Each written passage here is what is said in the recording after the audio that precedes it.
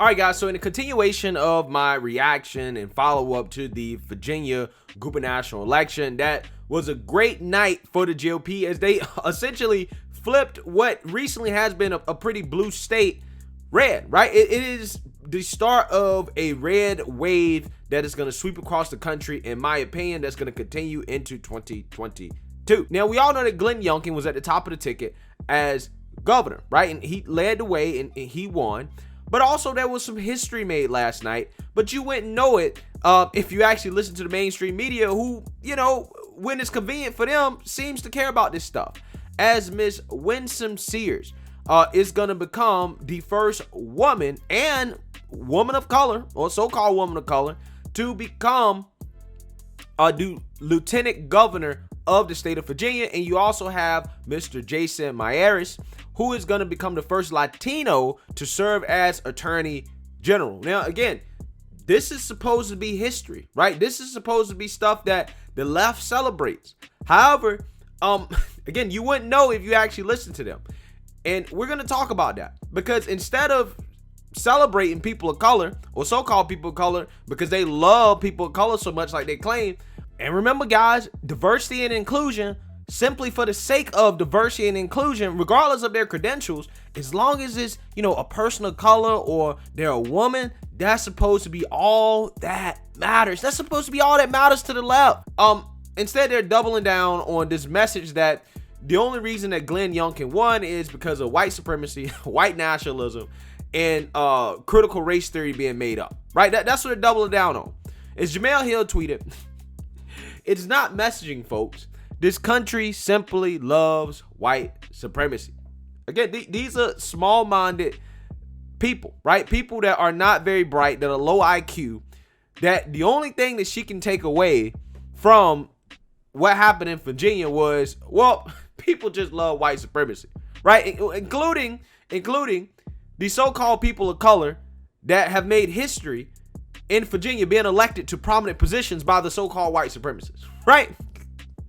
And in the comment section here, you can see people are calling her out about this. However, she's not going to respond to those people. She'll respond to some random person that doesn't even have a blue check mark, not even verified, but she won't respond to the blue checks who have the most popular responses that is in direct opposition to what she's saying, right? Because she doesn't have a response for it. Because like I try to tell you guys, these people who claim to be pro-black, they're not actually really pro-black. They're pro-democrat. They're pro-liberal. They disguise it as being pro-black to get you to vote for them, right? And when that doesn't work, then they get mad and upset. But before I really get deep into this, I do want to play a highlight clip of the mainstream media, once again in their reaction, blaming white supremacy, blaming white people, and basically trying to dismiss the concerns of American citizens. There was all of this, you know, talking about critical race theory and representing it as if it was happening in elementary school, which of course is not even being taught there. Yeah, sure. Let's be clear. Some of it was dog whistle. Yeah. Right. Some of it was dog whistle racism. And the exit polls showed that which was interesting, that the coronavirus or that the virus was a very was not importance to many of the voters there. It was education, right, which is code for white parents don't like the idea of teaching about race. And I mean, unfortunately, race is just the most palpable tool in the toolkit. It used to be of the Democratic Party back in the day when they were Dixiecrats, and now of the Republican Party. It just is powerful. Particularly what we're seeing in critical Loudoun County. Well, I was going to say in Loudoun County, this is where critical race theory, this conspiracy theory that is really made up, it's not taught anywhere in Virginia schools. It was promoted, in fact, by a person who is connected to the Trump White House. And so there's a whole train of people who were involved in setting this up. But Youngkin has used this issue, and in the debate that Chuck was moderating, Terry McAuliffe kind of walked into it by saying a clip which he says was out of context, which he said that parents, you know, shouldn't be involved in their school, in the kids' schools. And all right, guys, so as you can see, the media is in denial, right? They have no clue what's going on. No, it's not the fact that the Democrats, again, told parents that, hey, you shouldn't have a say in your child's education. It's not the fact that the FBI tried to label parents who were concerned about what their children are being taught as domestic terrorists. It's not the fact that Obama told parents that their concerns about what was happening in Loudoun County to a teenage girl was fake. Oh, it's not that, right? It's not the fact that whatever you want to call it, right? It might not necessarily be the academic course of critical race theory, but the racial indoctrination, right? Where you're separating kids by race, you're dumbing down students, you're telling certain kids that they're inherently inferior or superior based off their race in school. Whatever you want to call it, whether it's critical race theory or not, the fact that the media is ignoring this, right, and trying to dismiss those concerns as just, oh, well, these are just racist white people, again, just shows you why they lost, right? It shows you that they're out of touch with the common person, and they have no clue what's actually going on, right? Which spells disaster for the Democrats if they listen to the mainstream media for their advice on terms of how to appeal to people. And what I find to be fascinating about this is that they're focused on this, right? But last year when Kamala was elected, vice president became the first woman to assume office and so-called woman of color to assume the vice president office. All we could hear about was how historic this was for women and for black women and for people of color, right? That's all we could hear about. However, when it comes to Winsome Sears, who is the first woman and so-called woman of color to be lieutenant governor of Virginia, a southern state, all we hear about is white supremacy. And I want you guys to listen to this woman at her victory rally, because it really tells you a lot about how the media is so fake and these so-called woke revolutionaries are so fake when it comes to this issue of race. Take a look. Yes. Hoorah. Hoorah. Hoorah. Marine Corps.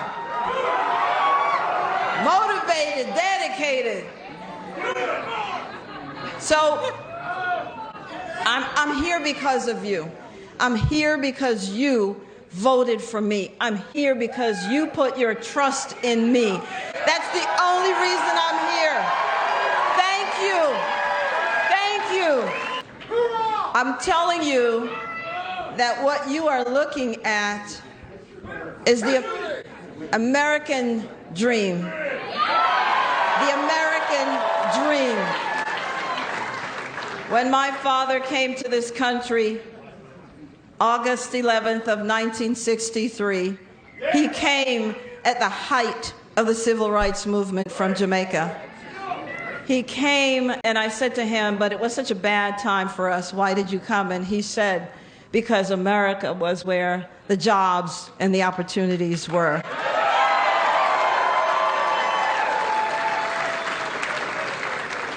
And he only came with $1.75. $1.75. Took any job he could find, and he put himself through school and started his American dream. I am not even first-generation American. When I joined the Marine Corps, I was still a Jamaican. But this country had done so much for me, I was willing to die for this country.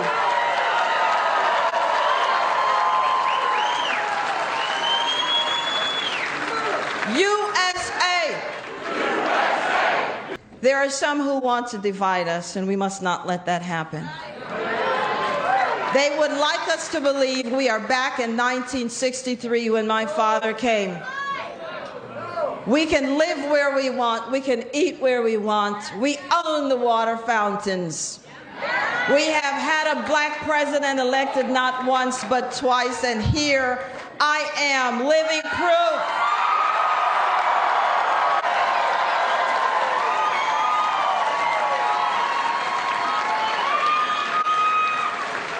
In case you haven't noticed, I am black, and I have been black all my life.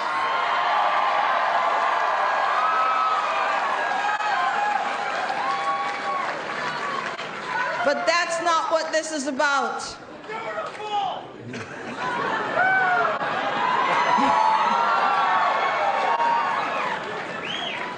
What we are going to do is we are going to now be about the business of the Commonwealth. We have things to tend to.